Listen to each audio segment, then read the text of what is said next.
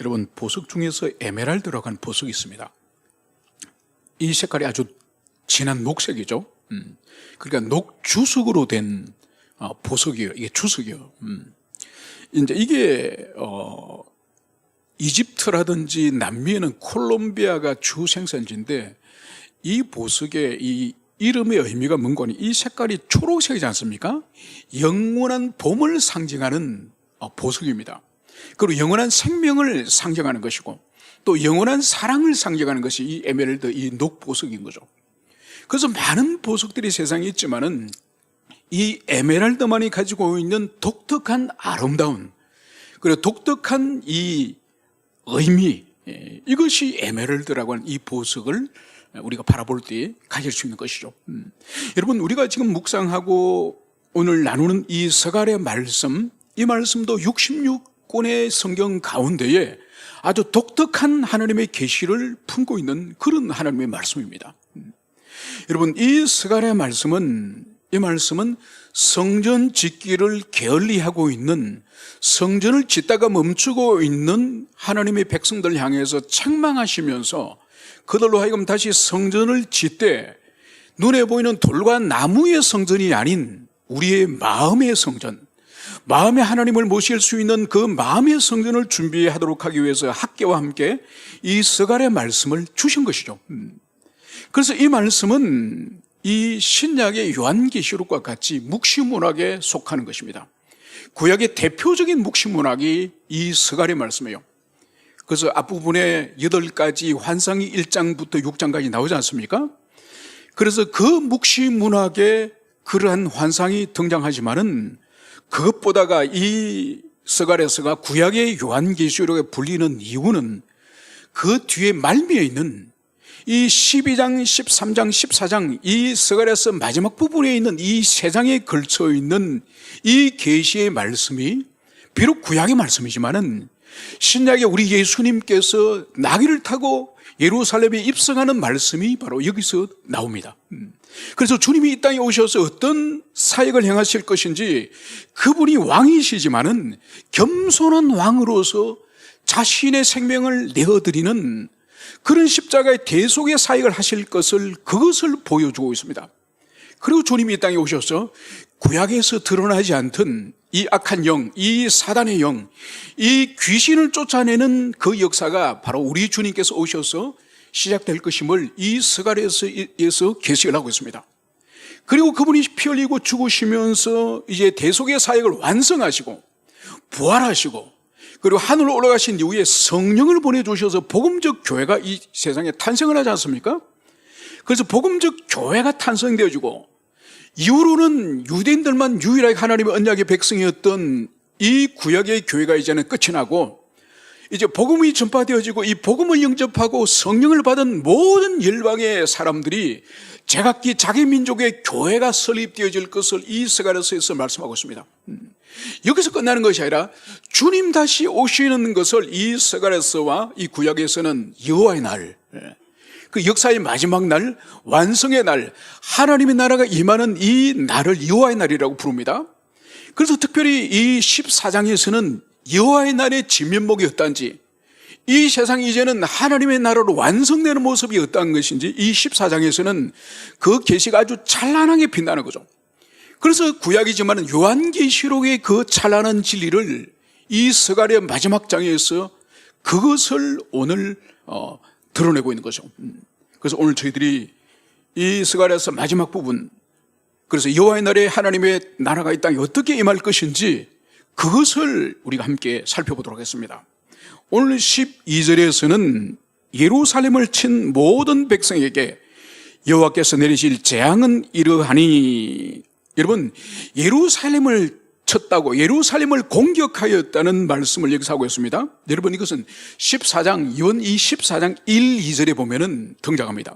그래서 예루살렘을 모든 세상의 열방들이 포위하고, 그리고 파괴하고 학살하고 약탈하고, 그리고 절반은 포로로 잡아가는 이 일이 이 14장 1, 2절에 있습니다. 여러분, 이것은 구약의 이스라엘 백성들에게 하나님께서 징계를 통해서 이 열방을 붙여가지고 혹독한 이 환난을 입히신 이것뿐만 아니라 신약의 교회 시대도 교회는 여전히 지상에서 환난과 고난과 시련이 계속되어질 것임을 그것을 말씀하는 거죠. 그래서 구약의 하나님의 백성들을 약탈하고 파괴하고 학살했던 구약의 이방인들 하나님께서 일시적으로 이스라엘을 연단하기 위해서 또 그들의 죄를 빼내기 위해서 사용했지만은 반드시 하나님이 손을 보시고 그들을 멸망시키고 심판하지 않았습니까? 여러분, 신약의 교회 시대도 마찬가지입니다. 교회를 파괴하고 그리스도인을 그렇게 죽음으로 몰아갔던 세속의 권세라든지 악의 세력들은 항상 주님이 심판하였던 것을 볼 수 있습니다. 그래서 오늘 이 예루살렘을 포위하고 공격한 이 열방의 이 악인들, 대적들, 이들에게 하나님이 재앙을 이제 내리시겠다, 이 말씀을 하시면서 그것이 어떤 재앙이냐, 곧 섰을 때에 그들의 살이 썩으며 그들의 눈동자가 눈구멍 속에서 썩으며 그들의 혀가 입속에서 썩을 것이요. 여러분, 오늘 교회를 박해하고 교회를 허무는 자를 향해서 하나님이 내리실 이 무시무시한 이 심판의 말씀, 이 징계의 말씀을 오늘 들을 것입니다. 여러분, 오늘 살이 썩고 눈동자가 눈구멍 속에서 썩고 혀가 입속에서 썩을 때, 여러분, 이 썩는 것은 보통 사람이 죽으면 썩습니다. 여러분, 사람이 딱 생명이 딱 떠나지 않습니까? 그래서 병원에서 이렇게 바이탈 사인에 보면은 이렇게 주파수처럼 이렇게 심장에 박동이 흐르다가 딱 멈추는 지점이지 않습니까? 멈추면 그 사람의 생명이 떠나는 거죠. 심장이 완전히 멈춰버리고 호흡이 멈추고 뇌 활동도 멈춰버리고, 여러분, 그 순간부터 우리 몸은 급속도로 부패가 시작되는 겁니다. 그래서 부패가 시작되기 때문에 며칠이 지나면은 상당히 많은 부패를 하겠죠. 더 시간이 지나면 이제 눈동자도 썩고 혀도 썩고 살도 썩고 아주 고약한 냄새를 풍기면서 사람이 썩어갑니다. 그런데 오늘 보십시오. 교회를 공격하고 교회를 허물고 예루살렘을 친 이 원수 대적을 향해서는 하나님께서 이 살이 썩고 눈동자가 썩고 혀가 썩는 것을 죽은 송장에게 그 심판하시는 것이 아니라 오늘 곧 섰을 때에, 여러분, 살아있는 사람에게 살아있는 상태로 혀가 썩고 눈이 썩는, 살이 썩는 이 무시무시한 이 형벌을 내리실 것을, 이것을 말씀하고 있습니다. 여러분, 특별히 우리가 주목할 것은 이 신체에 많은 부분이 있는데, 여러분, 눈동자가 눈 속에서 썩고 입 속에서 혀가 썩는다.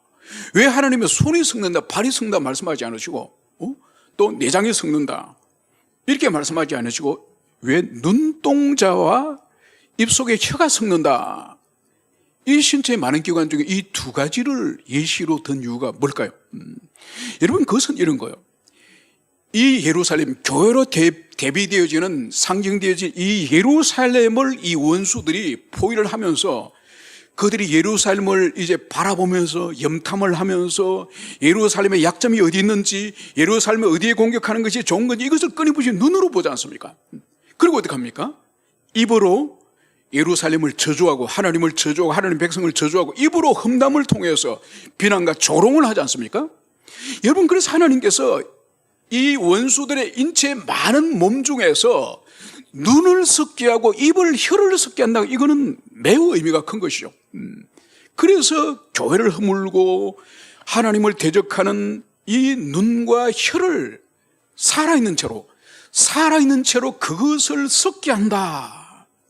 이 무시무시한 심판과 재앙이 내릴 것을, 이것을 말씀하고 있습니다. 여러분, 이것은 우리에게 시사하는 바가 아주 큽니다. 여러분, 성경은 네 눈이 높아지지 말고, 네 눈을 높이지 말고, 네 눈이 교만하지 말라. 눈에 대해서 성경은 많은 교훈의 말씀을 하세요. 그러니까 다른 사람을 판단하거나, 다른 사람을 속으로 평가하거나, 다른 사람을 속으로 이렇게 부정적으로 그렇게 평가하는 것을 아주 성경은 교만한 눈이라고, 그런 것을 가지지 말라 그래요. 여러분, 그리고 이것을 혀는 잠언과 특별히 야고보서에서 많은 말씀으로 혀를 조심하라, 입을 조심하라. 혀로서 생명을 죽일 수도 있고, 혀로서 하나님을 찬송할 수 있고, 다른 영혼을 세울 수도 있고. 여러분, 혀가 얼마나 중요한지 모르겠어요. 특히 우리 그리스도인, 우리 그리스도인에게는 혀를 하나님 주신 목적은 하나님을 향해서는 찬양과 기도와 간구를 올리는 데 혀가 사용되어지고, 우리의 지체를 향해서는 지체의 영혼을 격려하고 살리고 영혼을 세우는 데 우리 혀가 사용되어야 되는 거예요. 그런데 오늘 이 혀가 어떻게 사용되었다고? 조롱하고 모욕하고 상처를 준 그런 혀는 하나님이 썩게 만들어버린다.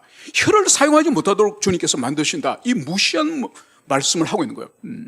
그래서 모든 우리의 성도들은 정말 우리의 눈과 우리 혀가 교만하고 악한 혀가 되지 않도록 항상 우리가 근신하고 삼가는 우리 모두가 되었으면 좋겠습니다.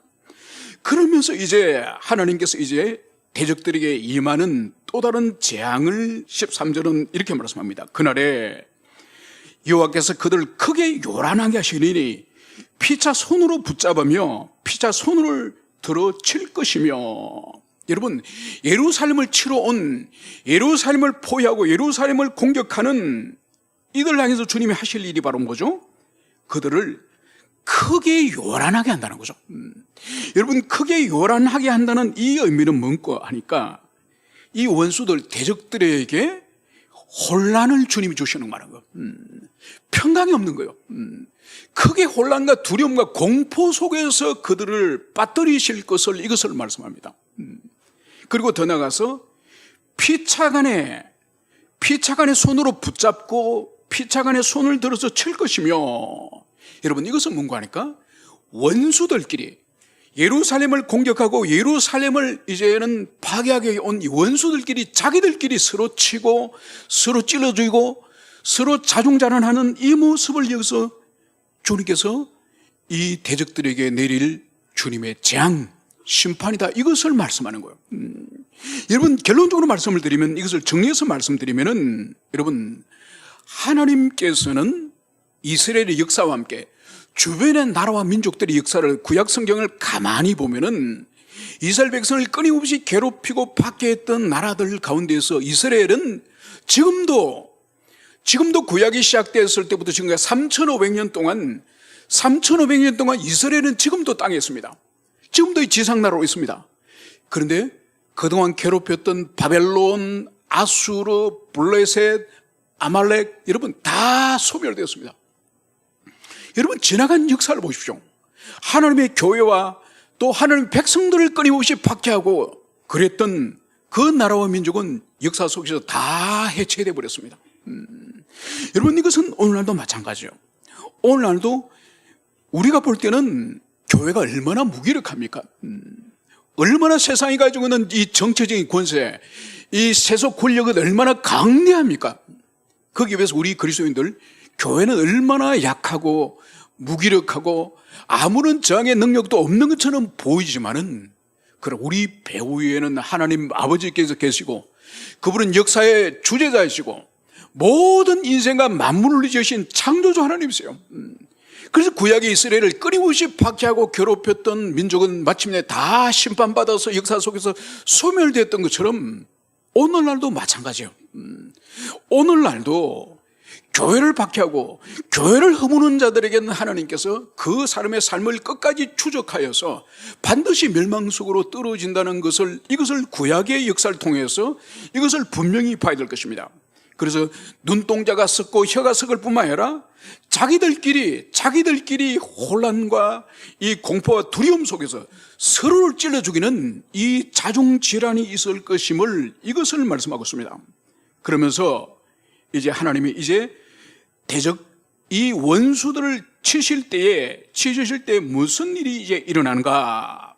오늘 14절은 유다도 예루살렘에서 싸우리니 이때에 사방에 있는 이방 나라들의 보화 곧 금과 은과 의복이 심히 많이 모아질 것이요.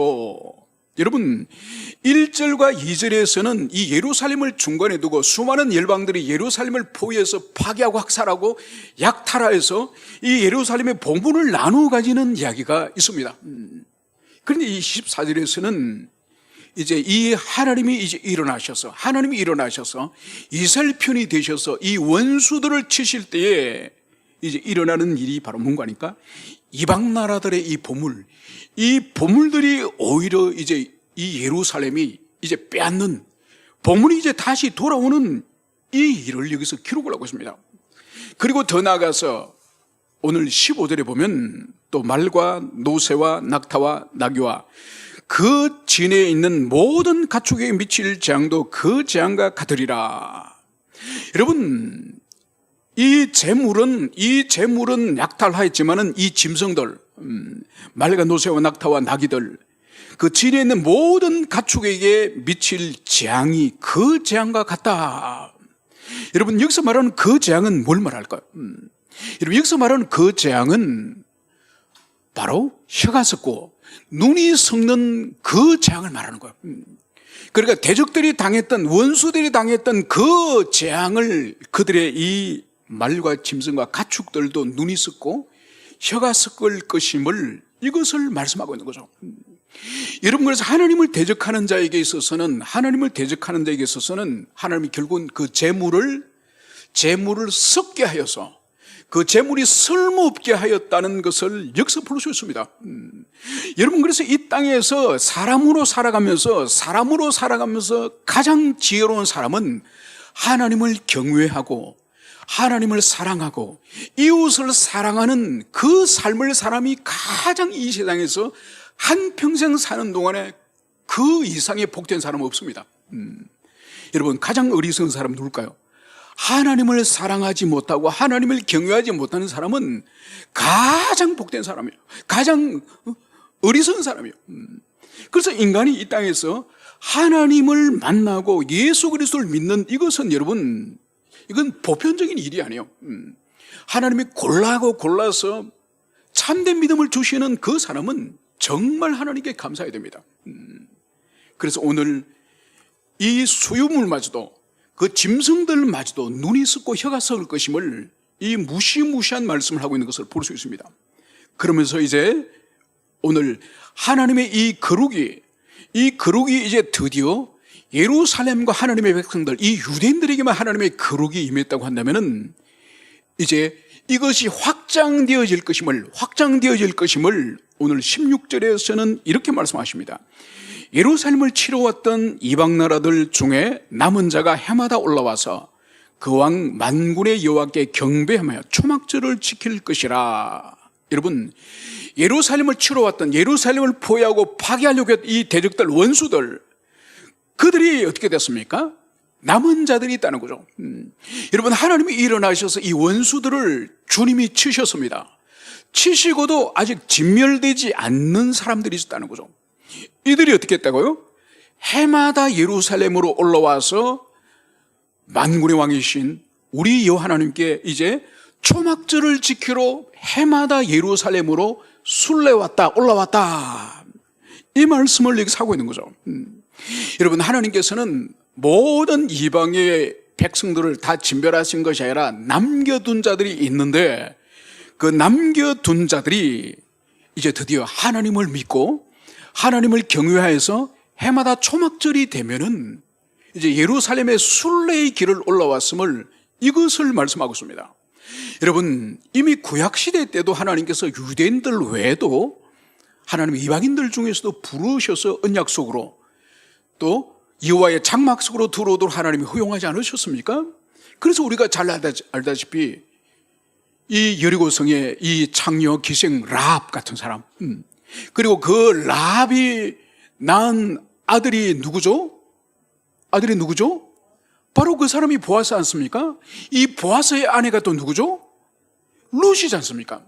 그래서 이방인 여인 시어머니 이 라합, 그리고 이 룻. 여러분, 얼마나 놀라운 일입니까? 바로 그런 사람들이 다윗의 할머니요, 우리 주님 예수님의 조상으로 그들이, 이방인들이 너무나도 중요한 이 메시아의 족보속으로 들어오는 일이 일어나지 않습니까? 여러분, 신장시대도 마찬가지죠. 예수님께서 복음을 증가로 그라사 지방, 이 갈릴리 바다 건너 이방인 그라사 지방에 가서 귀신 들린 미친 사람을 구원하지 않았습니까? 그리고 사마리아인들, 유대인들은 발도 닿지 않는 그 사마리아 땅에 가서 우물가 여인을, 그리고 더나 그 동네 사람 전체를 인도하지 않았습니까? 여러분, 그렇기 때문에 구약에서도 면면이 이 하나님을 사모하고 하나님을 사랑하는 자들은 열려진 언약의 문 속으로 들어올 수 있도록 길을 주님 만들어 주신 거예요.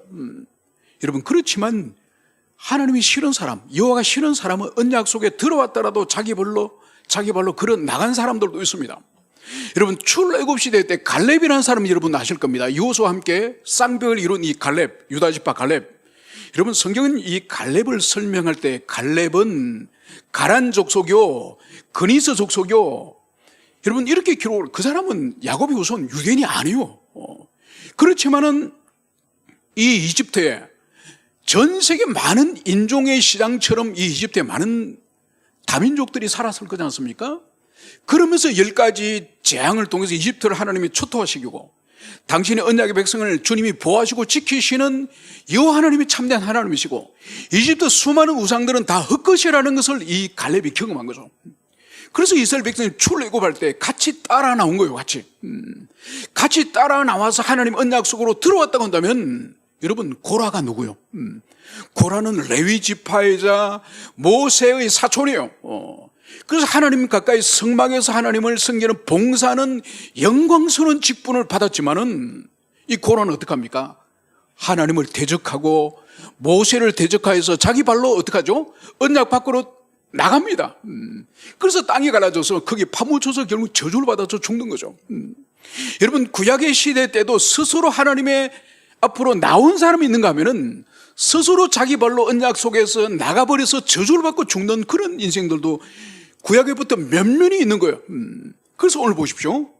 오늘 이 초막절에 한때는 예루살렘을 공격하였던 이방인이었고 여호와의 원수였던 이들이 해마다 예루살렘의 하나님을 섬기러 예배하러 초막절을 지키러 나왔다.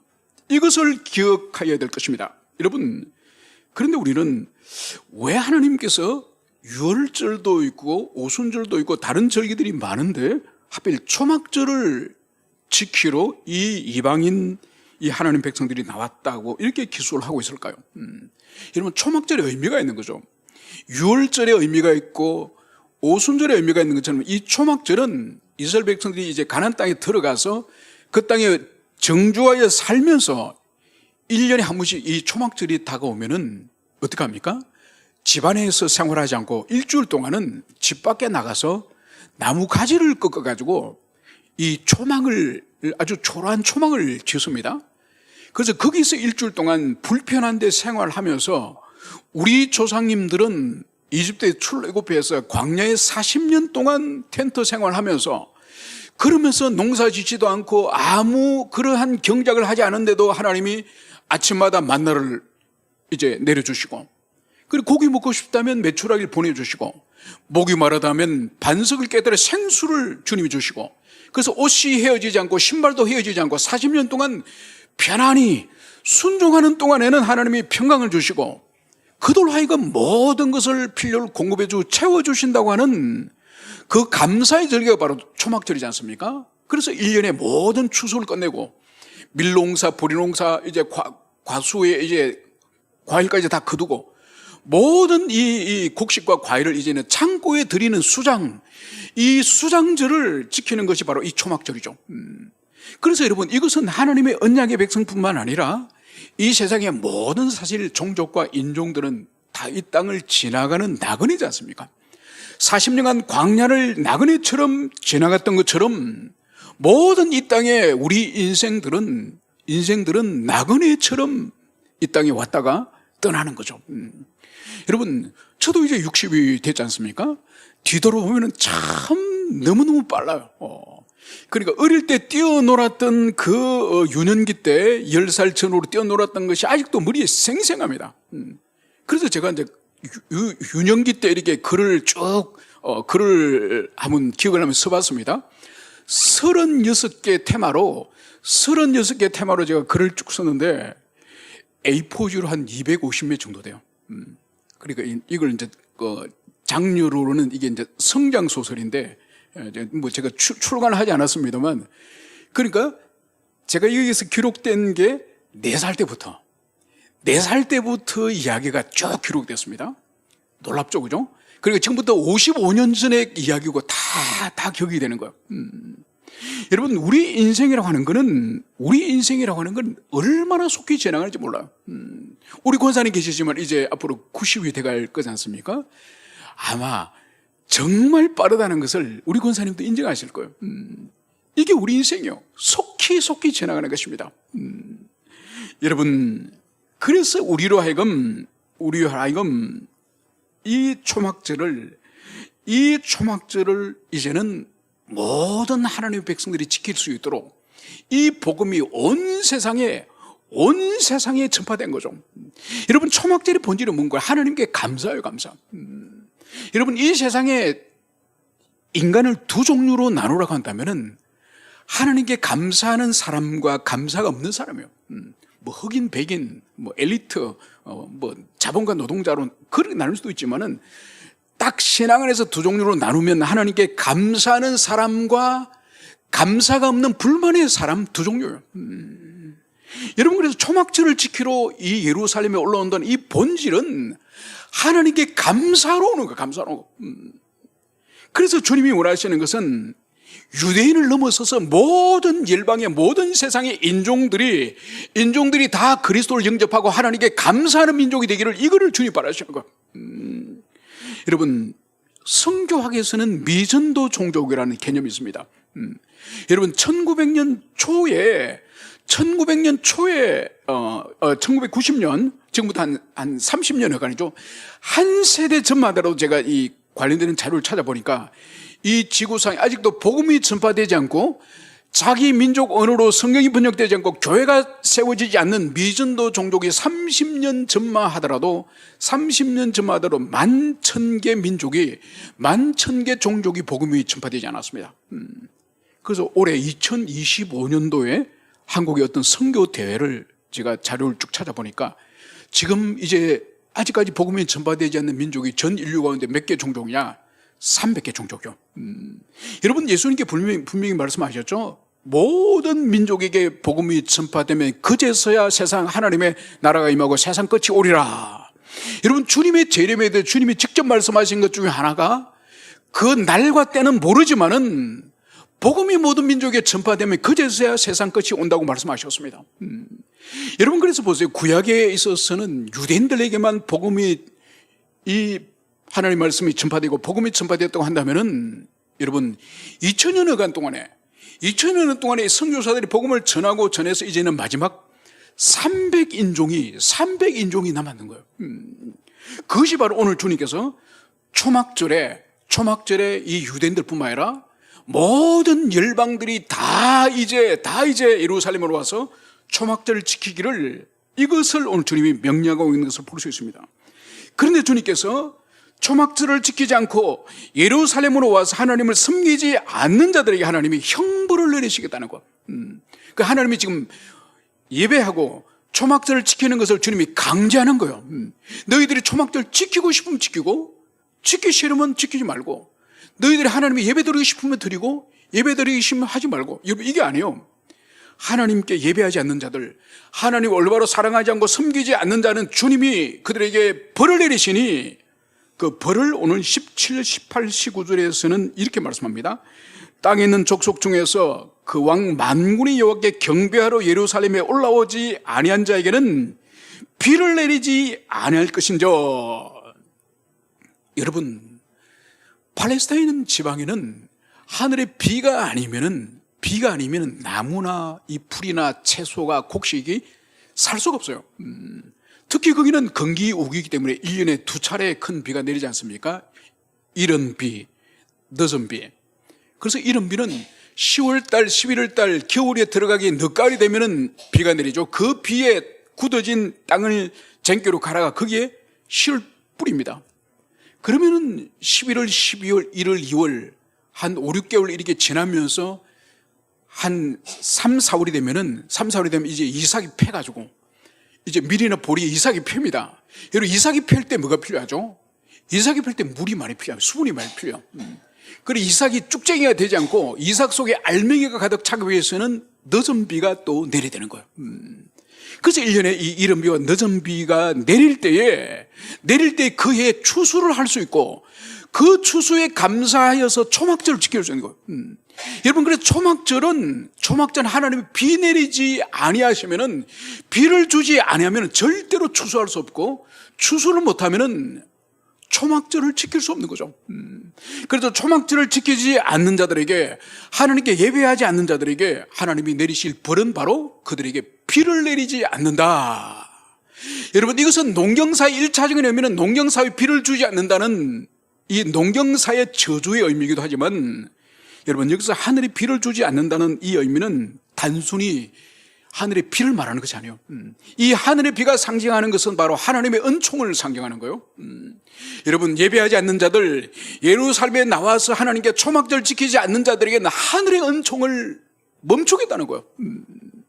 여러분, 그래서 이스라엘 이 땅에는 하늘의 비가 내리지 않으면 어떻게 됩니까? 늦은 비나 이른 비라도 한 번은 내리지 않으면 그 해는 굶어 죽습니다.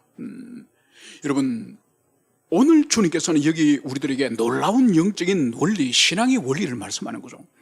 하나님을 찾고 하나님께 예배하고 하나님께 집중하는 이것은 너무너무 중요한 것이죠. 여러분, 그래서 보세요. 하나님이 구약 백성들에게 유월절, 오순절, 초막절, 이 절기, 이 세 절기가 어떤 절기인지 아십니까? 여러분, 보리를 추수하는 시기, 밀을 추수하는 시기, 그리고 가을의 들판에 이 나무에서 과일을 따는 시기가 바로 이 세 절기예요. 여러분, 우리가 인간적으로 생각할 때는 아니 좀 바쁜 시기 좀 지나고 보리 다 베고 시간 좀 있을 때에 그때 유월절을 지키라 그러고, 또 밀추수 다 끝나고 나서 시간 넉넉할 때 그때 오순절 지키라 그러고, 또 모든 가을거지 다 끝나고 나서 초막절 지키라가 얼마나 좋습니까? 그죠? 그런데 주님은 딱 바쁜 절기에, 바쁜 절기 한가운데에 예배의 의무와 이 절기를 지킬 의무를 주님이 주신 거예요. 여러분, 왜 그럴까요? 이거는 우리에게 주님께서 선택을 하도록, 먼저 그의 나라와 의를 구하라고 하는 우리 주님이 말씀하셨던 것처럼 먹고 마시고 일상의 생활도 중요하지만은 그보다 하나님을 갈망하고 하나님을 추구하고 그분을 섬기고 그분께 예배하는 것이 우리 인간으로서 최고의 중요한 그런 가치라는 것을 주님께서 가르쳐주기 위해서 다른 날도 아니고 그 바쁜 농번절기 가운데에서 이 민족의 이 명절을 주님이 딱 집어넣어 버리신 거예요. 여러분, 그래서 이것은 오늘날 우리에게도 마찬가지죠. 우리가 항상 어떤 선택의 기로가 있지 않습니까? 이것을 할 것인가, 저걸 할 것인가, 이걸 먹을 것인가, 저걸 먹을 것인가, 이 모든 선택의 기로 있지만은 궁극적 선택의 기준은 뭐죠?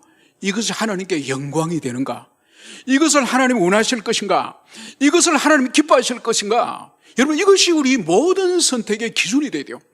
그래서 우리 마음에 예스, 하나님 이걸 원하신다, 그러면 말하세요. 또 우리가 묵상해 볼 때 하나님이 예스, 그러면 그 일을 하세요.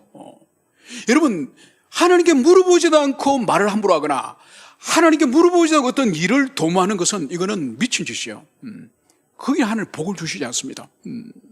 그래서 오늘 주님께서는 초막절에 예배하지 않는 자들, 그들이 하늘 문을 닫아버리고, 그들이 하늘 문을 닫아버리고 하늘의 은총을 주님께서 멈춰버리겠다, 이 말씀을 하고 있는 것을 여기서 볼 수 있습니다. 그래서 18절 19절에서도 마찬가지입니다. 만일 애굽 족속이 올라가지 않으면 애굽 족속도 비를 내지 않을 것이다. 그리고 19절에는 애굽 사람이나 이방 사람이나 초막절을 지키러 올라오지 아니한 자가 받을 벌이 그러하니라. 여러분, 이것은 하나님 백성 외에, 애굽 백성들 외에 모든 세상의 백성들이 다 하나님께 예배자가 되기를 주님이 그것을 바라는 거예요. 여러분, 그렇기 때문에 우리는 그리스도를 모르는 자들이 복음을 전해야 되고, 교회 속에 들어왔지만 아직 주님을 인격적으로 만나지 못하고 거듭나지 못한 자들에게는 끊임없이 설득하고 가르치고 권면해가지고 여러분 거듭나야 되는 거예요. 여러분, 그래서 이 세상에 가장 불쌍한 사람은 교회 밖에 있는 사람이 아니에요. 교회 밖에 있는 사람은 불쌍하지만은 교회 안에서 주님을 인격적으로 만나지 못하고 교회 안에서 거듭나지 못하고 교회 안에서 영생을 누리지 못하는 사람이 교회 밖에 불신자보다 더 불행한 사람이에요.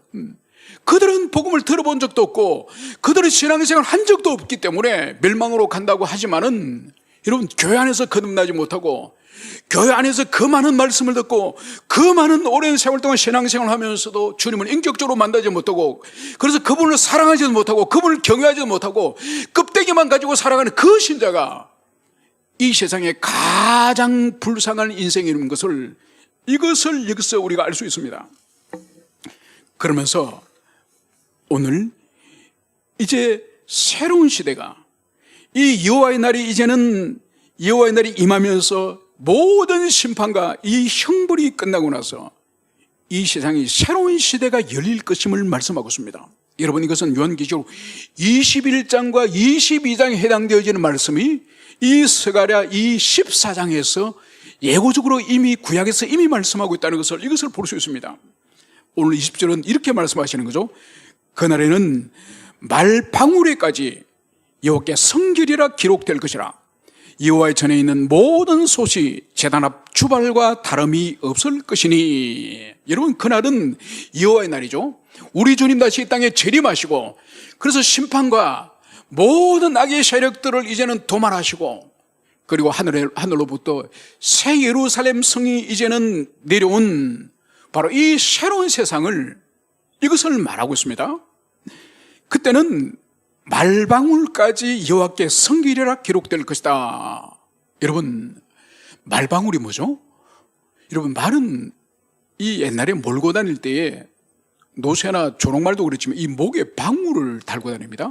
그래서 달리면은 이 소리가 나는 거죠. 여러분, 말은 이 정결한 동물은 아니요. 레위기에 의할 경우에는 이 부정한 동물입니다. 그러니까 이 부정한 동물의 이 말방울은 하찮은 것을 말합니다. 우리 일상에서 그렇게 귀중하지 않는 하찮은 것. 그런데 이 하찮은 말방울에 무엇이 기록이 될 것이라고요? 여호와께 성결이라. 여러분, 여호와께 성결이란 이 말은 구약 성경에 보면 딱 한 군데 기록이 되는 거예요. 이 말은 어디에 기록이 되느냐?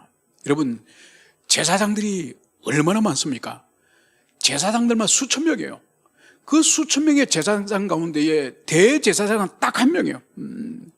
대제사장은 이스라엘 민족 전체 가운데 딱 한 명인데, 그 대제사장이 하나님을 섬기러 이제 지성소로 들어갈 때에, 이 지성소로 들어갈 때에 이 머리에 이 정금관을 씁니다. 관을 쓰는데 이 머리 이마에 이 명패를 하나 붙이고, 이 명패에 뭘 쓰는 거니까 여호와께 성결. 이건 뭔가 하니까 이 대제사장, 이 사람은 성전 안에 있는 지성소에 들어갈 수 있는 유일한 권리가 있고, 그리고 그 사람은 온전히 자기 자신을 하나님께 바쳐진 성별된 구별된 사람이라는 의미가 여호와께 성결. 바로 이 정금관을 머리에 쓰고 하나님을 섬기는 사람이 바로 대제사장이요. 바로 이 정금관에 있는 여호와께 성결, 이 글이 부정한 동물인 말의 이 방울이까지 이 글이 앞으로 새겨질 것임을, 이것을 여기서 말씀하고 있습니다. 그리고 하나님의 전에 있는 모든 솥이, 이 솥이 제단 앞에 있는 주발과 다름이 없을 것이니. 여러분, 이것이 무슨 의미가 하니까 이 하나님의 전에 이 솥단지가 있다는 거예요. 솥단지. 여러분, 하나님께 제사를 드리는 방법 중에 이 짐승을 삶아서 드리기도 합니다. 삶기도 합니다. 그때 삶는 도구가 솥이에요. 솥. 그리고 비록 이것은 하나님께 제물을 삶는 거지만은 이어서 나오는 제단 앞 주발, 여러분, 제단 앞 주발과 비교할 때 가치의 차이가 있는 거죠. 여러분, 제단 앞 주발은 뭔가 하니까 이 그릇, 이 금으로 된 이 주발은 이제 이 짐승을 하나님께 바쳐 드릴 때에 짐승을 죽이잖아요. 목을 따서 피를 그릇에 받지 않습니까? 이 피를 받는 그릇이에요. 이 주발이, 이 금그릇으로 된 이 주발의 피를 받아가 이것을 제사장이 제단 앞에 뿌리지 않습니까? 피를. 그래서 이 제사를 드려오는 그 사람의 이 피 흘림 죽음, 그 죽음을 상징하는 것이 바로 짐승이 피를 흘리고 그 피를 제단에 뿌리는 거죠. 그래서 이 금으로 된 이 주발과 이 제물을 삶는 솥의 가치는 완전히 다르죠. 그러니까 소선 제사에 있어서 좀 간접적인 그런 요소라고 한다면 주발은 이 속죄에 있어서 피를 뿌리는 이 속죄에서 본질적으로 중요한 거룩한 기구가 되기 때문에 이 가치의 차이가 분명히 납니다. 그런데 이 여호와의 날, 그날에는 이 솥의 가치와 이 주발의 가치의 차이가 없는 모든 것이 이제는 다 거룩한 것이 될 것이다, 이 말씀을 하고 있는 것을 볼 수 있습니다. 여러분, 그래서 우리 주님이 재림하셔서 하나님의 나라가 완성이 되면은 이제는 더 이상 속된 것과 거룩한 것이 구별이 없고 모든 것이 거룩한 거예요. 그래서 하나님의 나라에는 거룩함으로 충만한, 거룩함이 온 세상을 뒤덮는 그런 세상이 올 것임을 여러분, 이것을 말씀하고 있는 거예요. 여러분, 우리 그리스도인이 복된 원인 중에 하나가 바로 뭔가 하니까, 우리 그리스도인은 이 세상의 마지막 장면인, 이 세상의 마지막 국면인 하나님의 나라가 임하고, 또 우리 자신이 이 땅을 살다 죽지 않습니까? 이 땅에서 무슨 비참한 일을 당하고 고통을 당하고 사고로 죽더라도 우리는 주님의 나라 속으로 들어가지 않습니까? 여러분, 그때에 어떤 일이 있을 것인지 성경은 미리 모든 것을 우리에게 가르쳐 주는 거예요. 우리 그리스도인이 복된 것은 우리 죽음 이후와 이 세상의 역사 이후에 있을 일들에 대해서 하나님이 이 계시 말씀을 통하여 우리가 모두 가르쳐 주는 거예요. 우리가 무관심하고 우리가 관심이 없기 때문에 모를 뿐이지, 여러분, 이 세상 역사가 총렬된 그 역사 다음 너머에 우리의 죽음을 통해서 죽음 너머의 세계, 여러분, 그 모든 것은 이 성경 속에 다 우리에게 말씀하고 있는 거예요. 그래서 우리는 심지어 죽음마저도 두려워할 필요가 없는 거예요. 죽음 너머는, 여러분, 죽음 너머는 이 땅에 아무리 복되고 이 땅에 아무리 우리가 행복하게 잘 살더라도 그거를 능가하는 삶이 바로 죽음 뒤에 있는 거예요. 이것이 성경이 말씀하고 있는 거예요. 그래서 우리는 죽음이나 이 땅에서 어떤 상황에 처해든지 간에, 여러분, 그 삶이 끝난 이후에 이제 내생으로 들어가는 것은 이 땅에 어떤 사람의 복된 사람하고 비교할 수 없는 복된 삶이 우리를 기다리고 있다는 이것을 아는 사람이 그리스도예요. 이것을 여러분들이 가슴에 깊이 새기시길 바랍니다. 그러면서 오늘 21절에서는 마지막으로 이렇게 말씀을 하고 있습니다. 예루살렘과 유다의 모든 솥이 만군의 여호와의 성물이 될 것이라. 제사 드리는 자가 와서 이 솥을 가져가 그것으로 고기를 삶으리라. 그날에는 만군의 여호와의 전에 가난한 사람이 다시 있지 아니하리라. 여러분, 이제 예루살렘과 예루살렘뿐만 아니라 유다에 있는 모든 솥이 이제 하나님의 성물이 될 것임을, 이것을 말씀하고 있는 거예요. 그러니까 예루살렘 성전 안에서 이 제물을 삼던 그것만 성물이 아니라 이제 온 유대 땅에 있는, 온 세상에 있는 그러한 일반적인 그러한 음식을 만드는 솥단지마저도 이제 모든 것이 하나님의 거룩한 성물이 될 것이다, 이 말씀을 여기서 하고 있습니다. 그래서 이 거룩이 온 세상이 충만하게, 이제 속된 것이 하나도 없는 온 세상의 거룩과 이 성결이 충만한 그런 세상에 올 것임을, 이것을 말씀을 하고 있고, 그리고 마지막에는 그날에는 만군의 여호와의 전에 가난한 사람이 다시 있지 아니하리라. 여러분, 하나님의 성전에 가난한 사람이 다시 있지 않겠다, 이 말씀을 기록을 하고 있습니다. 여러분, 가난한 사람, 가난, 무엇을 의미할까요? 여러분, 이 가난이란 이 사람의 이름은 노아 홍수가 끝나고 나서 노아가 포도를 심어서 술을 마시고 취해서 쓰러지어서 추태를 부린 장면이 나오지 않습니까? 그때에 이 노아의 아들 중 함이라고 하는 이 아들이 아버지 벗은 몸을 흉을 보잖아요. 흉을 보고 나서 이제 나중에 아버지 노아가 잠에서 깨어나서 자기의 추태를 보고 아들이 함이 아버지를 조롱한 것을 알고 이 노아가 어떻게 합니까? 저주를 하죠, 저주. 그때 저주를 누구에게 하느냐? 바로 이 함의 아들이 가나안이에요. 그래서 가나안이 함에게 저주하는 것이 아니라 함의 자식에게 저주하는 거죠. 여러분, 이 세상에 너무나도 큰 고통 중 하나가 잘못한 자신이 저주를 받는 것이 아니라 자식이 저주받는, 이것이 너무너무 고통스러운 거예요. 그래서 노아는 함에게 저주하는 것이 아니라 함의 자식에게 저주하는 거죠. 함은 그 형제들의 종이 될 것이다, 여러분, 이 저주를 이 가나안이 받지 않습니까? 그래서 여기서 등장하는 이 가나안은 이 노아의 자손으로서 가나안을 말한 것이 아니라 이 가나안의 민족은 이후에 주로 이 사막을 중심으로 해서 이 광야를 중심으로 해서 대상, 즉 무역업을 했던 것 같습니다.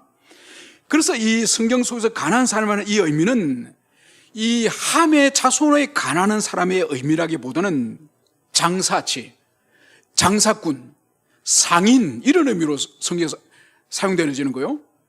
그래서 하나님의 만군의 전 하나님의 성전에 더 이상 가난한 사람이 없을 것이다. 여러분, 이 말씀은 뭔가 하니까 바로 하나님의 성전을 중심으로 해서 자기 영업의 목적, 자기 유익의 목적으로 장사치들이 성전에 있을 것임을 이것을 일찍이 주님 말씀하신 거예요. 여러분, 이것은 우리 예수님께서 성전 정화 사건을 통해서 정확하게 보여주셨습니다. 주님이 이제 십자가 달리시는 그 주간에 예루살렘 성전으로 들어가니까 그 성전에 무슨 일이 벌어집니까? 거기에 양과 염소와 소와 비둘기를 파는, 그래서 그 짐승들이 배설하는 똥이 하나님의 성전 안에 널브러져 있고, 그리고 돈을 환전하는 환정상이 소리를 지르면서 돈 바꾸라고 소리를 지르고 있고, 그래서 우리 주님이 채찍을 만들고 모든 짐승을 다 쫓아보내지 않습니까? 그러면서 아버지 집은 만민이 기도하는 집이다. 그러면서 그 모든 것들을 쫓아보내시죠. 거기서 등장하는 그 성전 안에서 장사치들, 그 배후에 있는 이 제사장이나 그 교권주자들, 그들이 다 이 장사꾼들과 끼고 이혼을 갈아먹는 그런 짓을 하지 않습니까? 그 1차적인 의미는 그런 의미지만은, 여러분, 오늘날 교회 시대에서는 이 가난한 사람이 교회에 어떤 형태로 있을까요? 여러분, 신앙생활의 본질은 하나님을 사랑하고 하나님을 경외하고 이웃을 지체를 사랑하는 것이, 그것이 자기를 내어주는, 이것이 교회생활 신앙생활의 본질이에요. 그런데 교회 와서 자기 유익을 구하는 사람들이 있다는 거예요. 자기가 오히려 교회와 신앙생활을 이용하여서 유익을 구하는 그 사람들이 가난한 사람이에요. 여러분, 우리 목회자들이 훨씬 더 많이 찔려야 되겠죠. 교회를 통해서 자기 영리 목적으로 그렇게 사역을 하는 우리 목회자 같은 사람이 훨씬 더 많이 적용되어집니다. 뿐만 아니라 교회에서 인맥이라든지 교회 인간관계라든지 그런 것들이 자기의 삶에 있어서 그러한 수단으로 삼는, 유익으로 삼는 그런 사람들, 다 성경 많은 가난한 사람이에요. 이런 사람들, 새하늘 새 땅, 새 예루살렘 성에는 이런 사람을 찾아볼 수도 없을 것이다. 주님이 그 말씀하시는 거예요. 그래서 보세요. 계시록 21장과 21장에는 유황불못으로 던져지는 사람들 쭉 나열합니다. 이런 사람은 유황불못에 들어간다. 여러분, 계시록 22장에서는 뭘 말합니까? 불못이 아니라 거기서는 예루살렘 성으로 들어가지 못하고 예루살렘 성 밖에 있을 사람은 이런 사람이다. 여러분, 21장과 22장은 다 천국 영생을 얻지 못할 사람을 성경의 마지막 부분에 쭉 나열하는 거예요. 그 중에 하나가 가난한 사람이에요. 교회 와서 자기 유익을 위해서, 자기 이익을 위해서 신앙생활하는 그런 사람, 여러분, 그런 사람은 천국에 들어갈 수 없습니다. 여러분, 우리 예수님과 우리의 관계를 여러분 정확히 기억하십시오. 여러분이 세례를 받았습니까? 여러분, 세례의 본질이 뭔가요? 여러분, 주님은 우리를 위해서 자기 생명을 버린 거예요. 우리를 위해서 자기 생명을 버린 것이고, 그리고 우리는 주님 앞에 세례를 받았다는 의미가 바로 뭔가요? 이제는 주님이 나를 위해서 생명 버리셨죠? 주님이 나에게 모든 것을 다 주셨죠? 이제 저도 주님을 위해서 다 드리겠습니다. 제 인생 전체를 이제 주님께 드리겠습니다. 여러분, 주님이 우리가 오래나 하셨기 때문에 우리가 세례를 통해서 이제 우리 자신이 주님의 것입니다. 이 고백이 바로 세례의 의미예요. 여러분, 그래서 이 세례를 주님과 우리의 혼인 예식으로 그것을 말하지 않습니까? 그 혼인 예식이 완성된 것이 이제 새하늘 새 땅에서 완성했지만은, 여러분, 그래서 주님이 우리에게 모든 것을 주셨기 때문에 주님의 신부된 우리도 모든 것을 주는 거예요. 그래서 성경은 이 지상의 부부 관계는 예수님과 우리의 관계를 정확하게 말씀하고 있지 않습니까? 그래서 예수님이 우리에게 모든 것을 던지셨기 때문에 우리 인생도 주님을 위해서, 주님의 영광을 위해서 모든 것을 던지는 이것이 신랑 되신 예수님과 신부된 우리의 그런 관계예요. 여러분, 주님은 적당하게 한 발을 딛고 한 발을 빼고, 여러분 그러지 않아요. 자기 생을 버리신 분이에요. 우리 인생도 주님께 온전히 버림으로 말미암아서 오늘 이 말씀의 결론이 바로 뭔가요? 이 거룩이 예루살렘을 벗어나서 모든 열방들이 이제는 하나님의 거룩 속에, 교회 속으로 들어오기를 주님께서 바라시고, 그리고 더 나가서 우리 개인의 삶 또한, 우리 신앙의 영역이 교회나 가정 안에 머무는 것이 아니라 우리가 살아가는 직장이라든지 모든 영역에 이것이 이제는 바로 하나님의 나라가 될 수 있도록, 하나님의 나라가 확장될 수 있도록, 이것이 오늘 이 서갈의 말씀의 마지막 부르심이라는 것을, 이것을 여러분들이 가슴 깊이 새기시기를 축원합니다. 그래서 우리 한 사람 한 사람이 이제 하나님의 복음을 딴 것까지 전갈 뿐만 아니라 하나님의 나라가 우리가 움직여 우리가 나가는 곳마다 거룩한 하나님의 나라가 이루어지는 그 삶의 부르심이 바로 스가랴서를 통한 우리의 부르심이라는 것을, 이것을 여러분들이 가슴 새기시기를 축원합니다. 함께 우리 기도하시겠습니다. 오늘 말씀을 우리 기억하며, 오늘 스가랴서 이 마지막 말씀은 계시록의 마지막 말씀과 너무나도 일치하고 유사합니다. 오늘 주님께서 우리에게 부르심은 한때는 교회를 핍박하고 교회를 박해하였던 열방들마저도 이제 그리스도 안으로, 교회 안으로 부르셔서 이제 하나님의 백성, 이제 초막절을 지키도록 하셨는데, 그런데 이것을 거역하고 하나님을 예배하지 않고 초막절 지키지 않는 자들에게는 오늘 주님께서 어떻게 하신다고 합니까? 하늘에 비를 내리지 않고 하늘 문을 닫아버리고 하나님의 은총을 그들에게는 주지 않을 것임을 말씀합니다. 그러면서 우리들에게는 이제 진실로 거룩과 속됨이 구분이 없는 모든 세상과 모든 삶의 영역이 거룩으로 충만할 것임을 오늘 주님은 말씀하고 있습니다. 이 말씀에 우리가 순종합시다. 우리가 정말 하나님을 아버지로 부르는 사람은, 교회는 우리의 영혼의 어머니입니다. 어머니가 없이 자란 아이들이 정말로 비참하고 그리고 정말로 불쌍하게 그렇게 자라가듯이, 참된 교회, 참된 목양을 받지 못하는 사람들은 영혼이 정말 비참하게 될 수밖에 없습니다. 오늘 이방인들도 와서, 그리스도 밖에 있는 자들도 와서 그리스도 속으로 들어오는 것처럼 우리 교회 안인 우리는 더 깊이 주님을 만나고 더 주님을 사랑하여서 거룩이 우리 삶의 모든 영역을 넘어서서 온 세상에, 우리가 살아가는 모든 세상 속에 하나님의 나라가 임할 수 있도록 이 기도 제목을 가지고 한번 간절히 기도하시겠습니다. 기도합시다. 아버지 하나님, 저희들이 은총을 베풀어 주셔서 이 스가랴 말씀의 이 마지막 부분을 우리가 가슴 깊이 새기기를 기도합니다. 주님, 우리 한 지체 한 지체의 심령마다 오늘 주님이 주시는 이 경고의 말씀, 이 준엄한 말씀을 우리 가슴에 새기기를 원합니다. 한때는 교회를 대적하고 하나님 나라를 회방했던 원수들마저도 이제 초막절에 하나님 앞에 예배하는 자들로 부르신 주님, 그래서 유대인만이 아닌 온 세상의 모든 인종과 민족을 하나님의 백성으로 부르신 이 시대에 교회 안에 있는 우리들이 더욱더 주님을 사랑하며 더욱더 주님을 굳세게 믿을 수 있도록 은총을 베풀어 주시기를 간절히 기도드립니다. 하늘 앞에 나오지 않는 자들이 하늘 문을 닫으시고 비를 내리지 않겠다고 하는 그 말씀을 우리가 기억하기 원합니다.